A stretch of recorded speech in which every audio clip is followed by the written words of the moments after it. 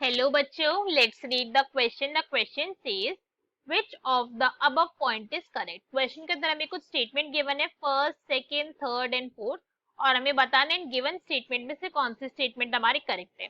तो एक एक करके हम सभी स्टेटमेंट के लिए चेक करेंगे। तो फर्स्ट स्टेटमेंट में हमें क्या गिवन है, the immediate cause of stomatal movement is change in the turgidity of guard. First point की बात करें तो फर्स्ट पॉइंट पे हमें क्या बोला हुआ है कि जब भी स्टोमेटा के अंदर जो उसके गार्ड सेल उसकी टर्जिडिटी के अंदर इमीडिएट चेंज आएगा तो उसकी वजह से क्या होगा, स्टोमेटा की मूवमेंट अफेक्ट होगी। तो ये पॉइंट कैसा है, दिस इज एब्सोल्युटली ट्रू, बिल्कुल ट्रू पॉइंट है। बिकॉज जो टर्जिडिटी होती है गार्ड सेल की, क्या होती है टर्जिडिटी, उसके ऊपर क्या डिपेंड करती है, स्टोमेटा की मूवमेंट। ठीक है, कि स्टोमेटा ओपन होगा या फिर स्टोमेटा क्लोज होगा। अब टर्जिडिटी के ऊपर कैसे डिपेंड करिए, अगर हमने बोला टर्जिडिटी दैट मीन्स जो प्लांट है अपने आप के अंदर स्वॉलन है, फूला हुआ है, तो जब भी गार्ड सेल कैसे होंगे, टर्जिड होगी, उस केस के अंदर स्टोमेटा हो जाएगा ओपन।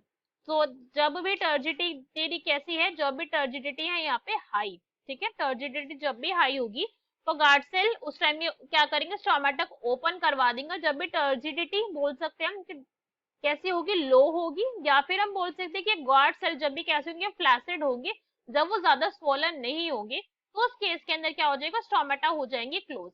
ये पॉइंट हमें समझ आया। नेक्स्ट अगर हम यहाँ पे बात करें, नेक्स्ट हमें क्या स्टेटमेंट गिवन है, that in higher vapour pressure, जब वेपर प्रेशर कैसा है, हाई है, in substomatal chamber and intercellular spaces with respect to atmospheric pressure does not favour the rate of transpiration. कि जब भी हाई होगा प्रेशर कहाँ पर, सब स्टोमेटल चैम्बर के अंदर, स्टोमेटा के अंदर, चेम्बर्स के अंदर, और इंट्रासेल्युलर स्पेस के अंदर, किसके रिस्पेक्ट में, एटमॉस्फेरिक प्रेशर के रिस्पेक्ट में, तो उस केस के अंदर क्या होगा, रेट ऑफ ट्रांसपिरेशन इफेक्ट नहीं होगा। तो अगर हम इस स्टेटमेंट की बात करें तो ये भाई फॉल्स है। फॉल्स क्यों है, बिकॉज ड्राई इन्वायरमेंट की अगर हम बात करें, ड्राई इन्वायरमेंट के अंदर ही कैसा होगा, हाई वेपर प्रेशर होगा। तो ड्राई इन्वायरमेंट में क्या होता है, ह्यूमिडिटी कम होती है। ह्यूमिडिटी इस टाइम पे क्या होती है, कम होती है। ह्यूमिडिटी से मतलब एयर के अंदर मॉइस्चर कंटेंट कम है, तो उस टाइम पे कैसा हो जाता है, वेपर प्रेशर हाई रहता है। वेपर प्रेशर इस टाइम के अंदर हाई रहेगा। ठीक है, तो जब भी वेपर प्रेशर हाई होगा इसकी वजह से क्या होगा, जो रेट ऑफ ट्रांसपिरेशन है, जो ट्रांसपिरेशन होने की प्रोसेस होती है वो कैसे हो जाती है, वो फास्टर हो जाती है, वो इंक्रीज हो जाती है। तो ऐसा तो नहीं है कि भाई इफेक्ट नहीं हो रहा, इफेक्ट तो हो रहा है। कैसी हुई है, फास्ट हुई है, ये हो जाती है फास्टर।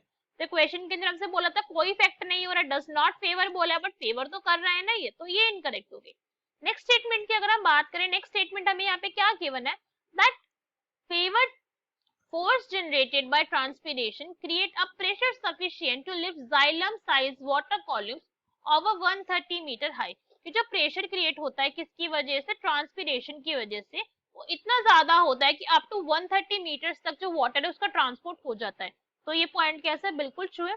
बिकॉज ट्रांसपिरेशन जो पुल होता है, ट्रांसपिरेशन पुल जब भी एक प्लांट के अंदर डेवलप होगा तो ये बेसिकली करता क्या है, यहाँ पे वाटर का ग्रेडियंट ला देता है। क्या आता है, यहाँ पे वाटर के कॉन्सेंट्रेशन के अंदर ग्रेडियंट आ जाता है, और इस ग्रेडियंट की वजह से, ग्रेडियंट कहाँ कहाँ पर आया है, ग्रेडियंट आया है लीव्स के अंदर, जो लीव्स होती है प्लांट की टिप्स वाले पार्ट में, और रूट्स के अंदर। अब रूट्स के अंदर पानी बहुत सारा है और लीव्स के अंदर पानी है नहीं, तो रूट से जो पानी है वो लीव्स के टिप तक पहुंचना स्टार्ट कर देता। तो ये पुल आया किसकी वजह से, ट्रांसपिरेशन की वजह से आया था। और ये बहुत हाई हाई 130 मीटर प्लांट, मतलब टॉल टॉल प्लांट्स के अंदर भी बहुत इजीली ऑब्जर्व करा गया। So this point is absolutely true.